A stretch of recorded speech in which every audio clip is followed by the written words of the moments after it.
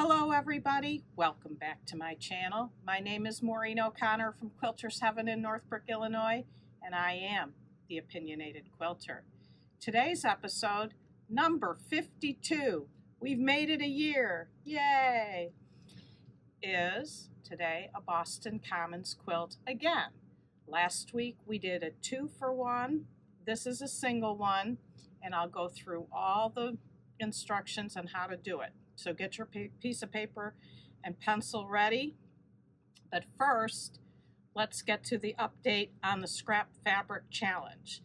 Now, you should have a stack of the 1.5 inch square with the 3.5 inch rectangle sewn together to the 4.5 by 1.5 inch rectangle. That's this unit here. You should also have a stack of the 4 1.5 inch squares and the 2 2.5 by 1.5 inch rectangles. That's this unit here. The step you're going to do now is sew these together in this direction. You want the 4 squares next to the full piece. And when you get these all sewn together, I want you to press half towards the 4.5 by 1.5 inch rectangle and half towards the 4 1.5 inch squares. If you have an odd number, do one more to the 4. And next time, we'll put it all together. This is a book I've shown you before, Tradition with a Twist. I've made many, many quilts from this book. The one I have not made from it is the Boston Commons. And I remember a year, 2 years ago, one of my customers coming in and saying, how in the heck am I supposed to do this? And let me open the book to the page. Here's the diagram, and it has you putting the on-point squares up to a border and then to, again, on point squares. So you have to come up with a measurement for these pieces in here. Now, I have customers who can't figure out how big a piece of fabric needs to be if they have squares straight across. In the on point direction, remember, you have to multiply by the 1.414. So this is not easy to do, to try to get this to fit a straight piece of fabric. And after I read the directions, I could see why my customer was having such a hard time. But that's what they want you to do, is to match these side, top, and bottom pieces to a straight piece of fabric.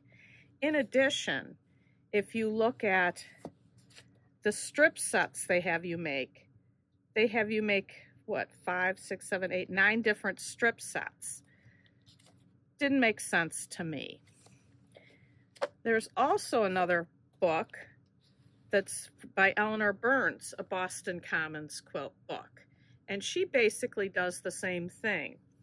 If you look at her instructions, this is enough to give me a heart attack. All these different units, and again, meeting a straight piece of fabric like the Tradition with the Twist, and she's got all the different parts for the different size quilts in her book. And if you look at the bottom, I'm not sure how much you can see on the camera here, but there's a center portion, then she calls it center end, wide Seminole corner, wide Seminole border, inside border, narrow Seminole corner, and narrow Seminole border. This is just, to me, insane. Now check this out for all you people who get heart palpitations when I start doing math. Check this out. Okay, I love math, and this gave me heart palpitations. This is nutty to me because as I look at this quilt, if you look at the picture of the quilt, this is just an on-point quilt. They're just smaller squares than I normally do. So I said to myself, why don't you just do it on point from top left corner all the way down to the bottom right corner. And that's exactly what I did. Let me show you how I figured it out. Here is the Boston Commons quilt that I just made. And the major difference between this Boston Commons quilt and the 2-for-1 that I did last week is the sequence of the fabrics. In the earlier version on the 2-for-1, you have just a string of fabrics. Remember, I used 25 different ones on the big one, and on the little one I used 8. You just put them in whatever order you want, whether it's light to dark or just bold colors, whatever you like. In this Boston Commons quilt, you start with a fabric 1, 2, 3, and then the 4th one's the center. Then you go back to 3, 2, 1. And in this, my yellow is my background, orange is 1, 2, 3, purple is center, 3, 2, 1. And that's the strip set that I made from the orange to the orange over and over again. If you remember seeing in the Tradition with a Twist book, it had you do all these different strip sets. This is one strip set that I just made enough to make the whole quilt. And when I started this, I didn't realize this was going to happen. But what was really cool about this is every time I took off a square or a couple of squares from a strip set, I didn't have to put it in a second quilt. It went into the same quilt, just in a different spot. It really makes for very little waste. Really loved making it, want to make another one. But let's get to how I got to figuring out how to put it together all on point rather than these crazy different angles and putting them together like both the Tradition with a Twist and Eleanor Burns told you to do.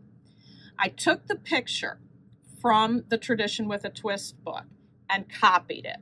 And this is it here. You probably can't see on camera, but this is a separate piece of paper. I cut apart that picture where there was the spaces in between it and glued it onto another piece of paper, taking all the extra spaces out so I could calculate what needed to be where. And I start up here with one square and go down. Now, I'm a righty, so I go from upper left to lower right. I know a lot of lefties like to start up at the upper right and go down to the lower left. It will work that way as well. Just do it whichever way you do on point quilts. So after I got this glued together and figured out that I needed to just do all these different rows, I figured out that there's essentially 4 separate parts to this quilt. I have my center strips. These are my longest strips. This is where I have in the very center these white squares, which I'm sure it's hard to see on here, but you'll see it in my example down below, and you can see it in my quilt behind me. But you have your center squares and center strips, I should say. And you can have as many as you want. If you have one center strip, you have a square quilt. Remember last week when we were talking about calculating the length of your quilt? Each additional center strip that you add adds to the length of your quilt. In the diagram and the pattern from Tradition with a Twist, it had 3 center squares. The quilt behind me has 5. I kind of like the 5, but you can do 7 and make it longer. You could do an even number if you want to. It doesn't matter. It just matters to make it the length and width that you like. So that's one section. There's only one of these. These remaining 3 are done twice and then finish the quilt on the bottom. So the next section is where we start taking off some of the squares in the center and progressively making a different fabric in the center of this strip. So it gets shorter and shorter because remember, we're going from this longest strip down to a single square. So it has to get shorter and shorter. So we take out strips until we come to one square at the top here, and then we need long background strips in this section to get to just one repeat of the strip set. Here there's 2 repeats of the strip set. Here there's 3 repeats of the strip set, and we keep working down till we get to just 1 square at the end.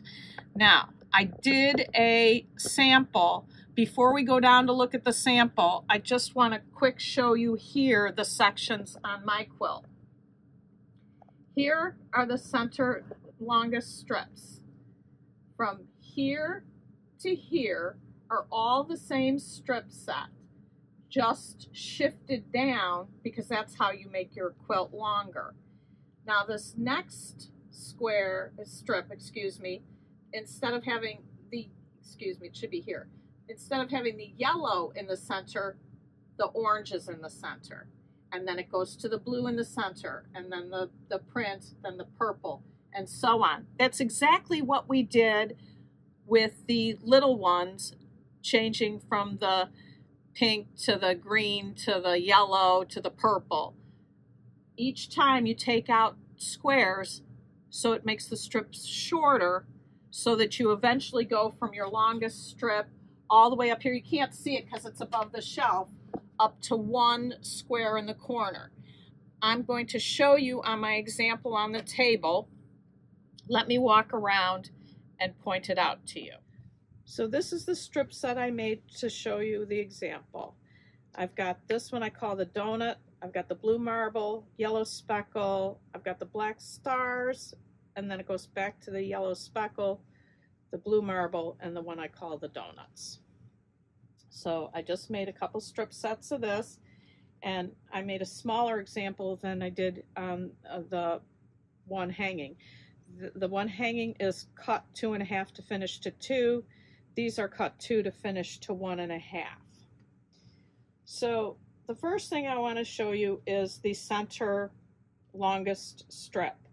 So I've got 1 strip set. I put in 1 background square, a strip set, and that's the main part of it. I do have the pink pieces here. That is what the yellow is in my bigger quilt. And then you have another strip set up here. You also have another strip set down at the bottom of this pink one, but it would fall off the table, so I didn't put it on there. So you sew all those together, and that's your longest strip set. And you make as many of these as you want, depending on how long you want to make your quilt. The second strip set, the second strip starts with the same regular strip set here at the bottom, the pink, the strip set, another strip set, pink, strip set. But this has to get shorter. So remember last week we took off a piece, and we said that goes into the next quilt. Well, this one doesn't go into the next quilt. This becomes another row. This is actually going to go up here. So now you would sew these all together. Same thing we do up here. This one now, instead of the donut being in the center, we want the blue marble to be in the center. So I have to take off one of the donuts. And I'm sorry this takes just a little bit of time, but I didn't want to fast forward through it because we're going to use all these pieces. So I wanted to be able to show it to you. So there's the blue in the center. And now I have to take off the blue and the donut here. And this is what I think is so slick about this pattern, is you absolutely use everything that you take off. There's actually 7 strip sets in this section. This one, your waist, makes the 7th. This one, the 6th. This one, the 5th. And this one, when we take that one off, you're going to set it aside because it's going to be used in the next section. So there is that. Now, here's what I took off. This is how this goes together. And then I do the same thing here.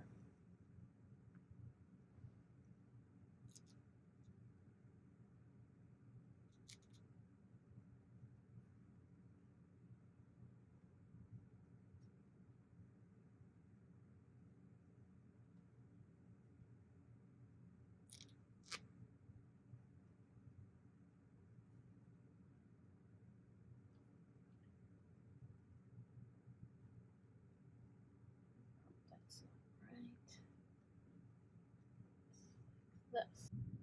Okay, I had this one wrong. This goes here. The yellow should be in the center. So just to review, what I took off of this is here. What I took off of this is here. What I took off of this is here. And what I took off of this is the exact same strip set, and it will be used further up. So you just set this one aside till you need it. So the next section is this one with the long strips in it.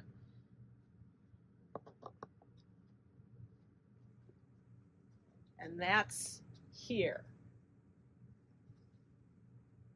This actually gets centered here. I don't have all the supporting pieces here. If I did,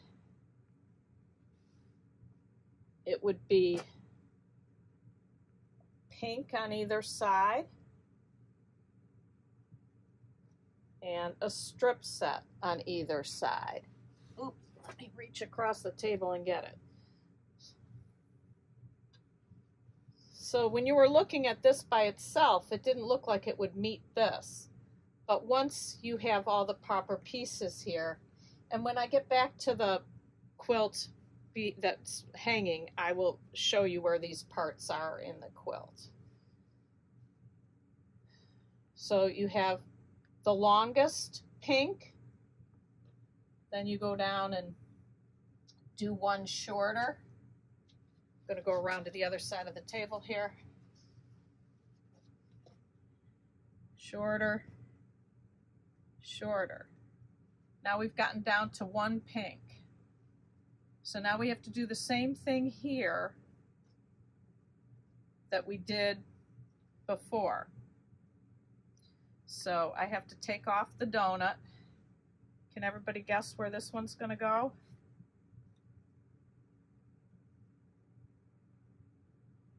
If I can get it off.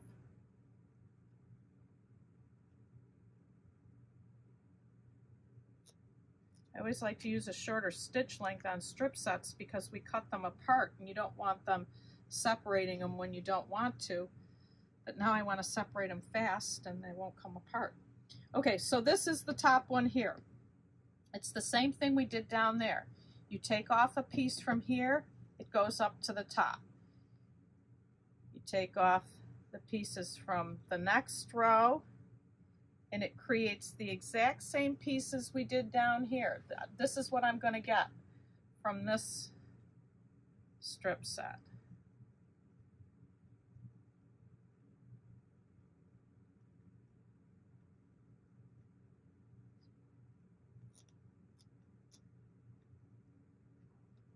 That's there. Get these two off.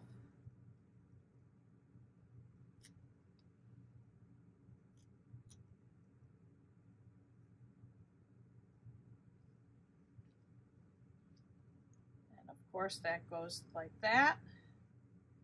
And then one more here. And then I'm going to use that reserved piece that we had to be the middle row. And again, on the end of each one of these, we've got the supporting the side setting triangles now.